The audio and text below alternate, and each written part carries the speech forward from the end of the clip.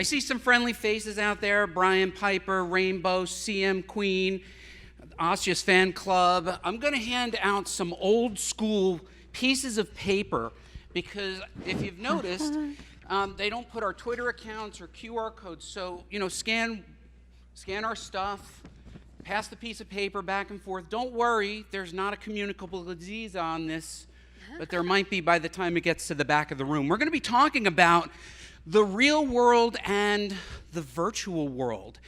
And today, all three of us are people who've treated content and art and photography in the real world, and now we are looking at ways of bridging that into the virtual world.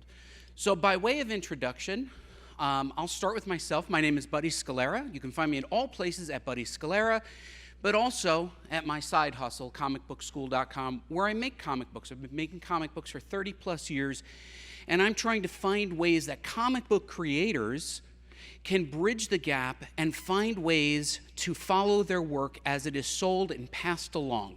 So usually you get paid one time with your comic book, somebody then resells it, it's gone, you never know about it. So that's my interest in bridging the tangible and the non-tangible. But we actually have another comic book creator here, an award-winning creator who's done the DC Superhero Girls, My Little Pony, and innumerable other comic books. Please welcome Agnes. Hi, Agnes, buddy. since you basically gave me my intro. I loved it. Agnes, but I'm going to ask you, right now, you have a non-tangible project. Can you just tell us the name of that real quick, and then we're going to do an intro to Asya. Digidorbles. Digidorbles. Round of applause for that. Okay. Our second panelist is creating films in multiple languages. As a traditional filmmaker, she puts her work out there making videos that are evocative and inspiring, but has also found a new way to bridge the art of traditional art from her original home country of the Ukraine. And as the Ukraine is experiencing major turmoil from the invasion, Asya has created a project that will also help to bridge awareness of what is happening. Please welcome Asya. Buddy, again, it was the best, sweetest intro ever. Actually, you said at least 50% of what I want to say. Thank you for that. Happy to see you all. I will start from that. Art washes away from the soul the dust of everyday's life. It's actually the words of my favorite artist ever, Pablo Picasso. And for me, it's so meaningful and strong that we live in such unstable world, we remember, we shaken by all these news, political conflicts, wars, disease, pandemics, AI that is kind of controlling us or making things happen instead of us. And we keep on going, asking ourselves who we are, what we are for, are we in the right place? We need some peel or kind of some tool that will help us just to be connected to ourselves, to have hope and to have this visualization of better worlds, let's say. But I'm Asya, I'm filmmaker, I'm founder, I'm entrepreneur, I don't know how it happened, I'm CEO, I'm daughter, I'm mother, I'm Ukrainian, and I'm a human being, and I'm here because 1 year ago in my country came war, and it's interrupted my filmmaking journey. I needed to react fast. It was really very dramatic circumstances of our lives. And yes, first of all, we're thinking about how to help our relatives and family and friends to get to a safer place. But the second thought was about cultural heritage. And my mom, she's here, my mom, she was gathering Ukrainian art for many years. She has a collection in Kharkiv Municipal Gallery that she's actually established in 90s. Collection more than 500 pieces of avant-garde contemporary art. And it's in very center of the city, Kharkiv, that was bombed constantly first weeks and months of the war. So we understood that we don't have time to take this collection to a safer place. That's why we need to have some other opportunities. I'm based in San Francisco, lots of people around me in tech and in NFT and in crypto, and finally understood, oh, here are these this point of interest. Here is tangible world in Kharkiv, in Ukraine, in physical collection, and here is all these non-tangible opportunities that can help me in a faster way to preserve this art, to make it safe, to show it to other generations. And right now we're turning the physical art collection into lenticular shape of postcards and making a charity first drop for Ukraine, for Ukrainian artists and restoration of the galleries. And I hope that it will make a difference, because I can understand how struggle creators, especially physical creators, in these hard times. But on the example of Ukraine, we understood that we're actually interested in general about fragile art. There are so many pieces, places, cities, countries in the world that are in the same circumstances like Ukraine right now. Ukraine just became personal for myself.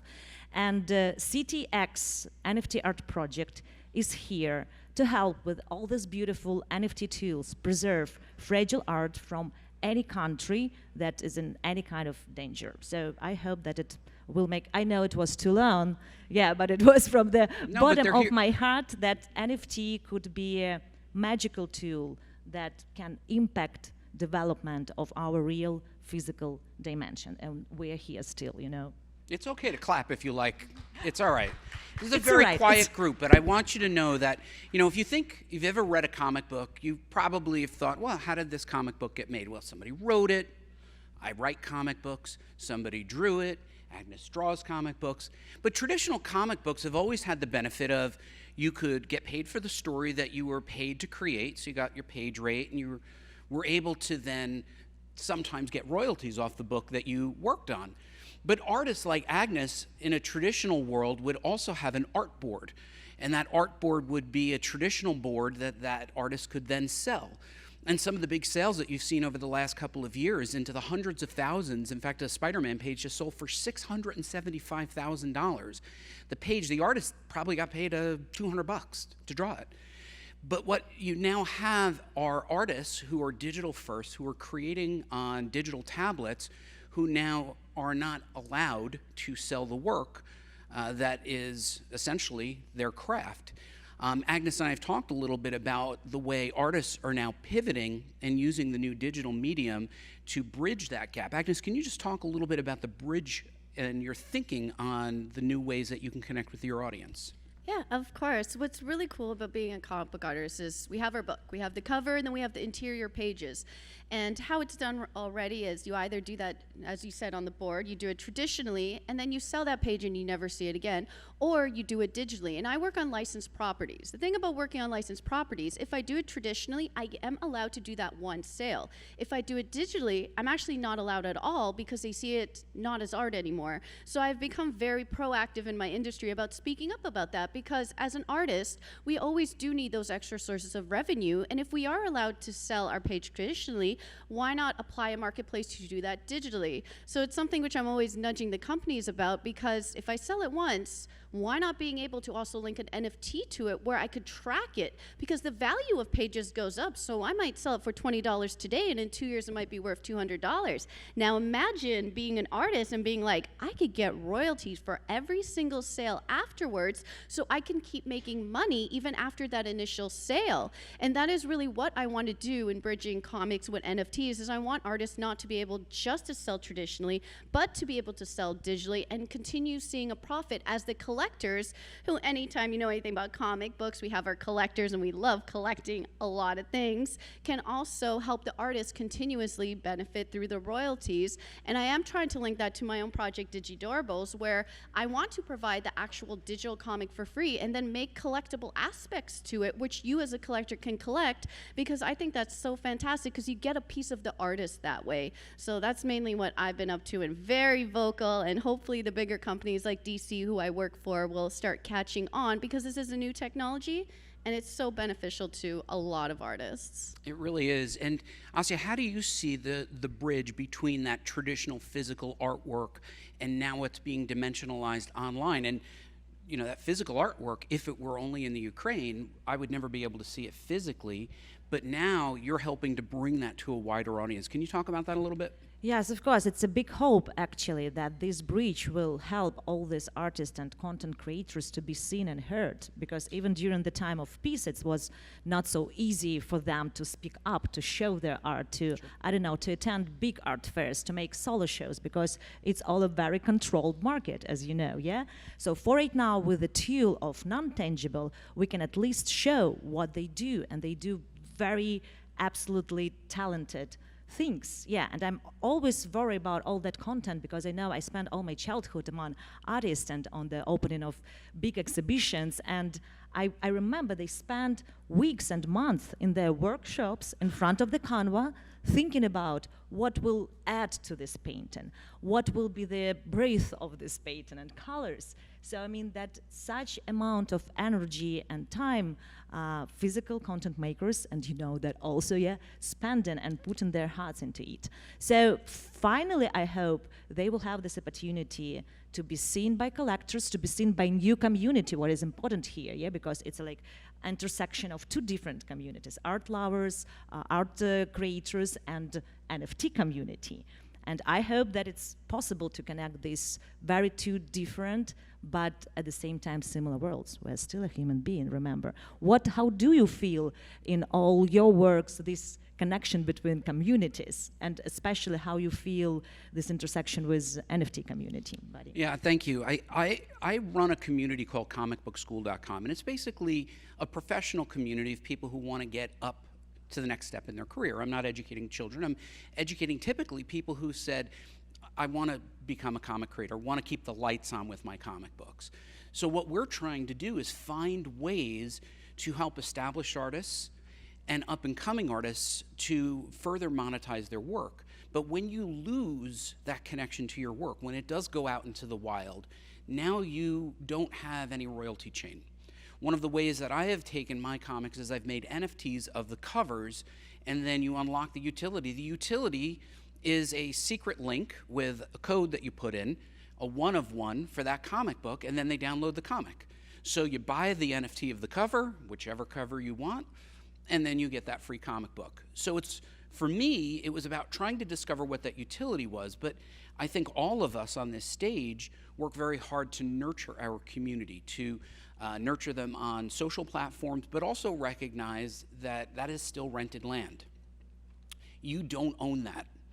So I think both of our creators up here have done an excellent job of creating landing page experiences, and I think that's what we have to think about as NFT creators. Even as we come to this event, we meet people, we need a place to convert those people so that we can have a one-on-one conversation. You tweet something, you're going to thousands, millions of people. But at the end of the day, you need to own that relationship. Now, funny thing happened as you were coming up, you literally delivered a piece of hand-painted art, physical art, and to another NFT creator. It was such a weird serendipitous experience. Worked out perfectly. Oh, there you go. Hello. I'm a big fan, so I've been hoping to meet him this whole time, and I'm like, I kept missing you, and then I'm like, oh my goodness, your panel was right before mine, and yeah, it's my way of saying how much I appreciate fellow creators is being able to deliver tangible art in a non-tangible world. You see, it works. It works, and Agnes, you have the intangible art, right? You have this community, you have your socials, and yet you still manage to bond in real life with your physical art. That's a connection between tangible and non-tangible. Yeah, it's one of my favorite things, and as a comic book creator, I do a lot of comic conventions, and I don't think I'll ever stop doing them because I love meeting my fans. I love meeting fellow creators. It's how I get inspired. Not only do I get inspired by meeting another creator and seeing their journey and learning from it, because then I'm like, oh, I could apply that to my own journey. I could learn. But when I meet fans, I also see how joyous they are when they meet me, and they were like, your art inspired me. And I'm like, I just want to cry because of that kind of impact. And for me, having that physical piece of art, I feel it's a connection between two people, and I myself love creating it. And when I see their reaction, when I hear that the art gets framed, when I hear that they give it to someone for their birthday, it makes me as happy as can be. And the fact that I'm able to do that is still surreal in my mind. No matter how long I'm going to be doing and have been doing it, I still have the same reaction. It brings me the most joy when someone holds my physical piece of artwork, and I never want to lose that connection. And I think that that's a real connection But people can be connected in other ways, Asya. We were talking about this idea of fractionalized art and Yes, fractionalized exactly. ownership. I know Can you just that- talk about what that means to you? I actually really believe in this tool, and I think that we will definitely come with CityX to fractionalize ownership of physical art through NFT, because we have this content and this collection. We will start doing from potentially our third drop that we're preparing actually with Armenian artists. Hopefully it will work well.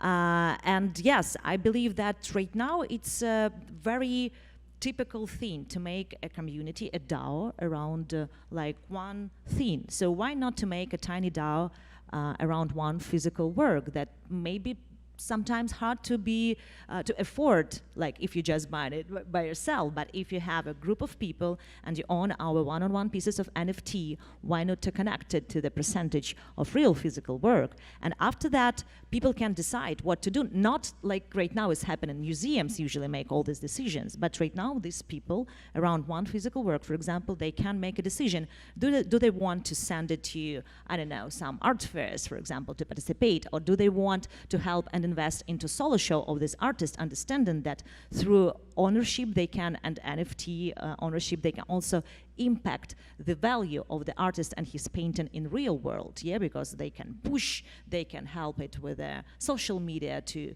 grow of this personal name of the artist. So for me, it's absolutely understandable ecosystem, how it can work, and now art could be much more independent from the bigger curated places. Now curator become as a manager of between art and artist and the audience, not the owner of this royalties, but the managing part of these purchases, something like that for me. But at the same time, I know that it's still a very questionable topic about fractionalized ownership, not only with art, but with any other thing, that it's kind of people talking and making and building these platforms already, but there is no use case that is like 100% proof, proof of stake that it works, so it's still in the process. Yeah, and I think about what we do at Comic-Con, and we come, this is where New York Comic-Con is, and it's packed.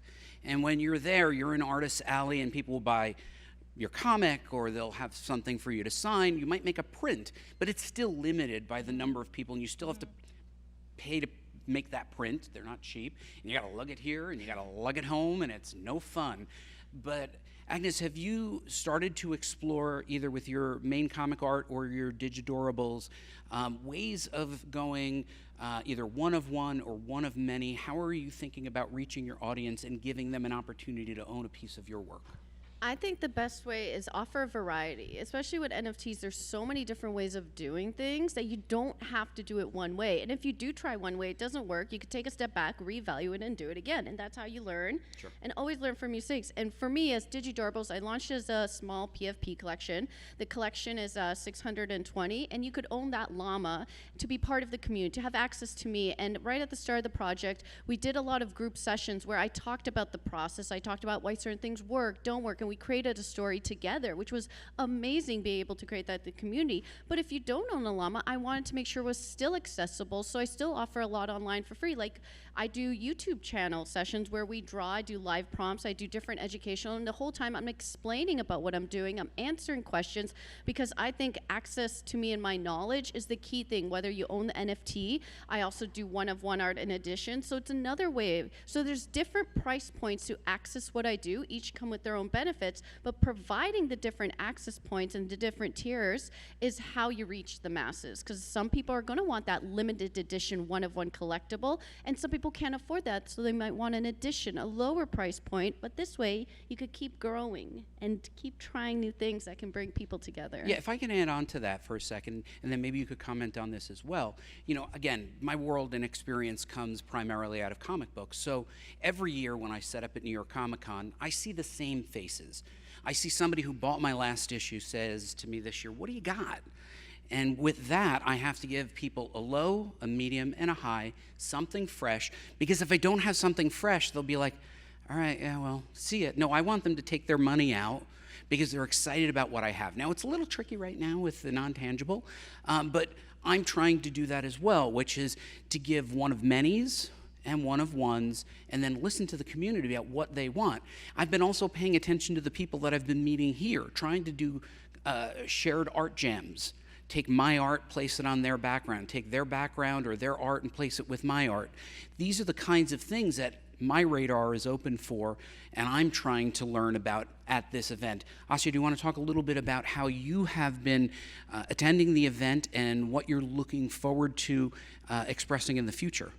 Yes, sure. So this year I'm a speaker, but last year I was a viewer, and it's a big difference, I want to say. Yeah, I think that it's great opportunity to talk and to make speech in front of all of you and to feel if I have a feedback or not. Like, can you feel the message that we're sending with CityX NFTR project? At the same time, I met there's so many people like-minded with the same goals and aims, and they're talking about like it's amazing when you can share, when you can understand like kind of underlayers here of all the processes. But of course, it's important for me to not only to establish CityX as a product, as a project, because we manifestate ourselves also as a marketplace for emergent art, fragile art, and of course connected it with a physical art and based on physical art. But at the same time, I understand how people from this tangible world appreciate it, how they're a bit afraid of all these processes when they say